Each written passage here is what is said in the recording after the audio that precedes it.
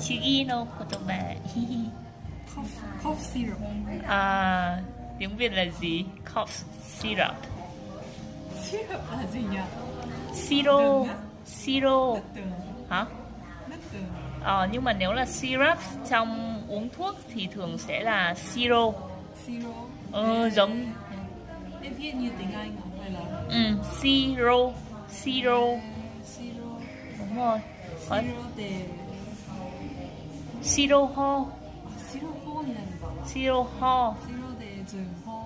Ho là được rồi. Siro ho. Siro ho. Đúng rồi. Thế rồi nói tiếng Việt xong rồi tự nhiên bây giờ mình quên luôn tiếng Việt. Nó là Siro ho. đồ mê, có đồ mê. Rồi đấy, có.